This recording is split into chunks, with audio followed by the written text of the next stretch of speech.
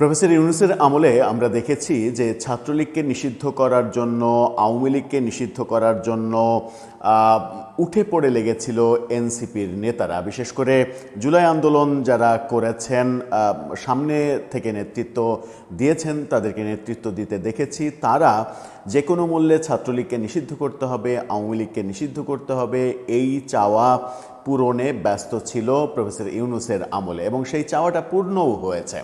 সেই চাওয়া পূর্ণ হওয়া, সেই মতামতে, সেই নীতিতে যদি তারা অটুট থাকতে পারত, তাহলে ব্যাপারটা অনেক বেশি ভালো হতে পারত। কিন্তু আমরা দেখছি যে সময়ের পরিবর্তনে তারা তাদের অবস্থানে ঠিক থাকতে পারছে না। এবং আজকে একটা বড় ঘটনা ঘটেছে, যেটা হয়তো আপনারা জেনেছেন অনেকেই। সেটা হচ্ছে যে নাহিদ ইসলাম তার দলে ওই তার পন্থীরে বিভিন্ন ব্যানার তো তৈরি করা হয়েছিল জুলাই আন্দোলনের পরে। ওই একটা মানে বলা যায় যে ডানপন্থী রাজনীতি যারা বিশ্বাস করেন তাদেরই ভিন্ন ভিন্ন ব্যানার তৈরি করা হয়েছিল। সেই ব্যানারগুলো আস্তে আস্তে মানে ডিজেবল করে দিয়ে একটা প্ল্যাটফর্মে আসার চেষ্টা হচ্ছে।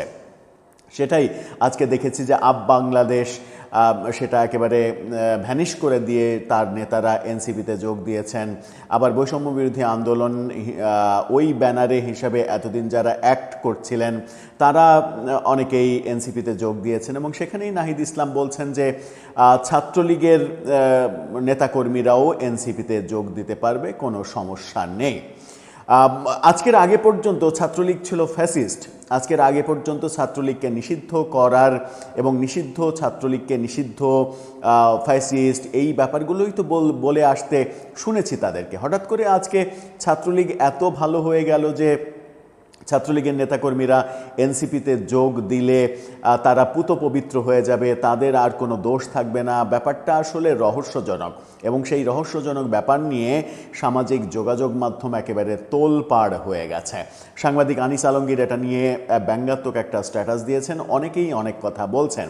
আদতে নাহিদ ইসলাম কি বোঝাতে চাইলেন, তার পরিপ্রেক্ষিতে আমরা কি বুঝতে পারি, তাদের আগের অবস্থান এবং এখনকার অবস্থান, দ্বৈত অবস্থান, দ্বিচারিতা, এগুলো মনে হচ্ছে কিনা? এনসিপি আদৌ রাজনৈতিক দল হিসেবে টিকে থাকার মানে শেষ পর্যন্ত টিকে থাকার একটা চেষ্টাই এই ধরনের কর্মকাণ্ড করছে কিনা, চলুন একটু জেনে দেখি এই ভিডিওতে। থাকবেন পলিটিক্স। বলছিলাম আওয়ামী লীগকে, ছাত্রলীগকে ফ্যাসিস্ট বলে গালাগালি করা, কবর রচনা করা, মুজিববাদের কবর রচনা করা, ৭২-এর সংবিধানের কবর রচনা করা, আওয়ামী লীগ দেখা মাত্রই তার উপরে মব তৈরি করা, তাকে জোর করে থানায় নিয়ে আটকে জেলে ভরার ব্যাপারগুলো, এবং প্রফেসর ইউনূসের মেটিকুলাস ১.৫ বছরে মিথ্যা মামলায় লক্ষ লক্ষ আওয়ামী লীগের সাধারণ কর্মীদের, যাদের দলে কোনো পদপদবি নেই, যারা কোনো ধরনের কোনো বিশৃঙ্খল পরিবেশের সঙ্গে জড়িত নয়, তাদেরকেও জেলে রাখা হয়েছে এবং তাদেরকে জামিন দেওয়া হয়নি। এবং সেই কার্যক্রমগুলোকে সমর্থন দিয়ে আসছিল এনসিপি। হঠাৎ করে তাদের সুর বদল হতে শুরু করেছে। আমরা কদিন আগেই দেখলাম যে পহেলা বৈশাখের দিনে হাসনাত আবদুল্লাহ আওয়ামী লীগ নেতা মঞ্জুর আলম, চট্টগ্রামের সাবেক মেয়র, তার বাড়িতে গিয়ে গোপন বৈঠক করলেন। তখন মানে বিএনপিপন্থী জুলাই যোদ্ধারা তাকে সেই বাড়িতে গিয়ে ঘিরে ধরল এবং প্রশ্ন করলো যে দোসরের বাড়িতে, আওয়ামী লীগের ফ্যাসিস্টের দোসরের সঙ্গে আপনার কি? সেই প্রশ্নের উত্তর কিন্তু তারা দিতে পারেনি ঠিকভাবে। এই ঘটনার মাত্র আর 5 দিন পরেই আর একটা ঘটনা ঘটছে। আজকে নাহিদ ইসলাম বলছেন ছাত্রলীগও এনসিপি করতে পারবে। কালের কণ্ঠের এই ফটোকার্ডটা দেখে নিন। সেখানে তিনি বলছেন যে অভিযুক্ত না হলে ছাত্রলীগ থেকেও এনসিপিতে যোগদান করতে পারবে। তার মানে তারা এখন বলতে চাচ্ছে যে ছাত্রলীগ আওয়ামী লীগে ভালো লোক আছে, অভিযুক্ত না এরকম লোক আছে, এবং এরকম লোকের সংখ্যাই বেশি। আওয়ামী লীগের যে কোটি কোটি সমর্থক বাংলাদেশে, সেই কোটি কোটি সমর্থকের অন্তত 90%ই নির্দোষ, তাদের কোনো দোষ নেই। এবং এই নির্দোষ মানুষ, বেশিরভাগ মানুষ নির্দোষ হওয়া সত্ত্বেও তাদেরকে ছাত্রলীগকে নিষিদ্ধ করা হয়েছে এবং আওয়ামী লীগের কার্যক্রম নিষেধাজ্ঞা দেয়া হয়েছে। এই যে নির্দোষ মানুষগুলোর ওপরে নিষেধাজ্ঞা চাপিয়ে দেয়া, এই চাপিয়ে দেওয়ার মাধ্যমে একটা বেআইনি অনৈতিক যে সিদ্ধান্ত প্রফেসর ইউনূস সরকার নিয়েছিল, এবং সেই সিদ্ধান্ত নিতে এক ধরনের নাটক তৈরি করেছিল এনসিপির নেতারা, সেখান থেকে তারা তারা আজকে বেরিয়ে এসে তারা বুঝতে পারছে যে আওয়ামী লীগের মধ্যে, ছাত্রলীগের মধ্যে নির্দোষ নিরপরাধ মানুষজন আছে, তাদেরকে তার দলে আহ্বান জানাচ্ছে? আজকে হঠাৎ করে ছাত্রলীগ ফ্যাসিস্ট থেকে ভালো হয়ে গেল যে তাদেরকে এনসিপিতে যোগ দিতে হবে, যোগদানের উন্মুক্ত আহ্বান জানাচ্ছেন। ব্যাপারটা কি এনসিপির রাজনৈতিক অবস্থা এতটাই করুণ পর্যায়ে চলে গেছে যে তাদেরকে ওপেন বলতে হচ্ছে যে ছাত্রলীগ করলেও সমস্যা নেই, আপনারা এনসিপিতে যোগদান করতে পারবেন?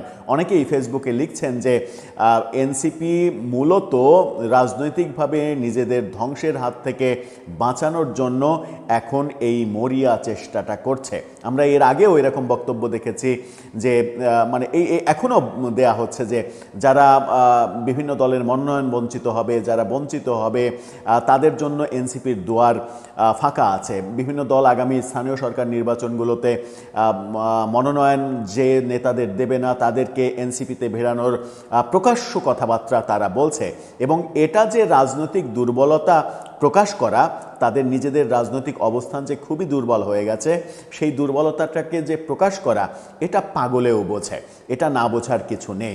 এবং এই বোঝা নিয়েই সাংবাদিক আনিস আলমগীর তার ফেসবুক পোস্টে একটা পোস্ট দিয়েছেন। এই কালের কণ্ঠের ফটোকার্ডটা শেয়ার করে তিনি পোস্ট দিয়েছেন। তার পোস্টটা দেখে নিন।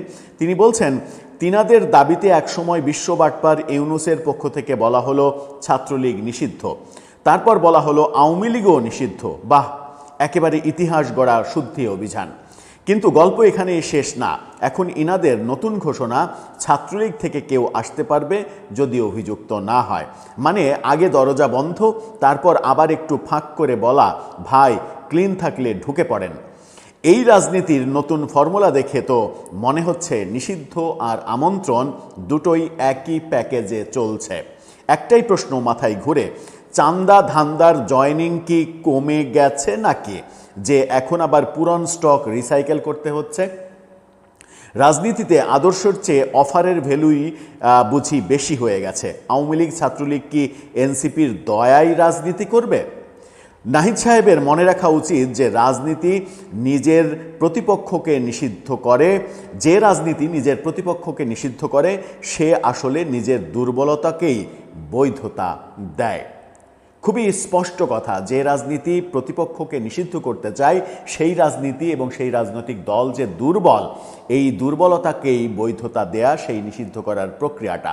আনিস আলমগীরের এই একটি স্ট্যাটাসেই ব্যাপারটা পরিষ্কার হয়ে গেছে যে এর আগে ফ্যাসিস্ট বলা, তাদেরকে নিষিদ্ধ করা, সেটা যেমন তাদের একটা মানে রাজনীতির অংশ ছিল, এখনও তাদের ওই রাজনীতির অংশ কিংবা রাজনীতির খেলা হিসেবে ওই ফ্যাসিস্টদেরই নিজের দলে আমন্ত্রণ জানাচ্ছে তারা এবং নিজের দলকে শক্ত করার চেষ্টা করছে। আনিস আলমগীর প্রশ্ন করেছেন যে আওয়ামী লীগ ছাত্রলীগ তারা কি এনসিপির দয়াতে বাংলাদেশে রাজনীতি করবে?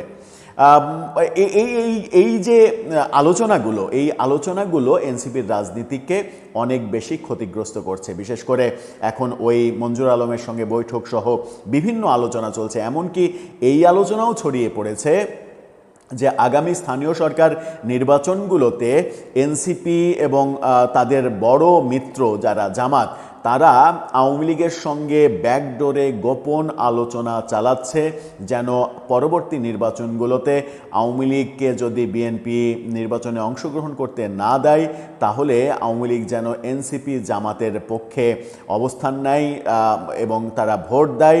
পরবর্তীতে এনসিপি জামাত আওয়ামী লীগের রাজনীতি ফিরিয়ে আনার জন্য চেষ্টা করবে। এই যে রাজনৈতিক ধান্দাবাজির গল্পগুলো বিভিন্ন দিকে ছড়িয়ে পড়ছে, এই রাজনীতি বাংলাদেশের জন্য সুখকর রাজনীতি না।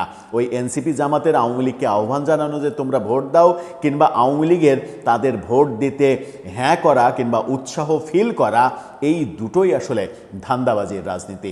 এই রাজনীতি কোনো দেশের মঙ্গল বয়ে আনতে পারে না। দর্শক, আপনার কাছে কি মনে হয়, ফ্যাসিস্টরা হঠাৎ করে ভালো হয়ে গেল এবং তাদেরকে নিজের দলে উন্মুক্তভাবে আমন্ত্রণ জানানোর এই প্রক্রিয়াকে আপনি কিভাবে দেখছেন জানিয়ে লিখতে পারেন আমাদের।